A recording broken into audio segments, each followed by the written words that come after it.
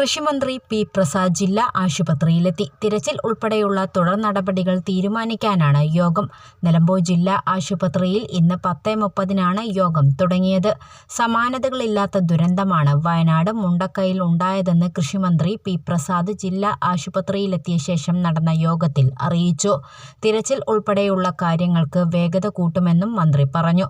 P Anwar MLA, ജില്ലാ collector VR Vinod, DMO doctor R Renuka, ജില്ലാ panchayat vice president Ismail Muthedam, നഗരസഭാ ചെയർമാൻ മാട്ടുമ്മൽ സലീം, ജില്ലാ ആശുപത്രി സൂപ്രണ്ട് ഡോക്ടർ ഷിനാസ് ബാബു തുടങ്ങിയവർ പങ്കെടുത്തു. ആ പ്രവർത്തനങ്ങൾ ഇന്ന് കൃത്യമായ വീണ്ടും ആരംഭിച്ചിട്ടുണ്ട്.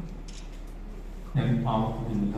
നിങ്ങൾ നേരത്തെ പോയവരുടെ പങ്കുകളുടെ കാര്യങ്ങൾ മനസ്സിലാക്കിക്കൊണ്ടിരിക്കുന്നുണ്ട്. സമാനതകളില്ലാത്ത ഒരു വലിയ ദുരന്തത്തിലാണ് വയനാട് കേരളവും ഇപ്പോൾ സാക്ഷ്യം വഹിക്കുന്നത്. അതിൻ്റെ ഭാഗമായി മധുര എന്ന വ്യക്തിയ ഒരിടമാണ് ഈ ഭാഗം.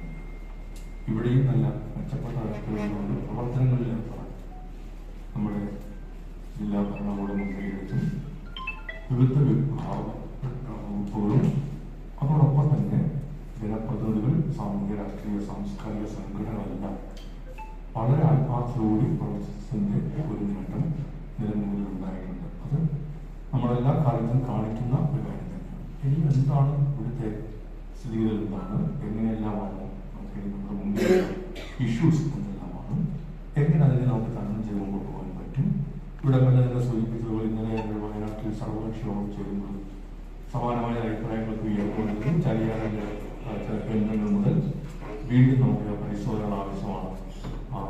ശരീരഭാഗങ്ങൾ മറ്റു പലയിടങ്ങളിൽ കാണുന്നത് അതിൻ്റെ കാര്യങ്ങളെക്കുറിച്ചെല്ലാം ബന്ധപ്പെട്ട വകുപ്പുകൾക്ക് അപ്പോൾ തന്നെ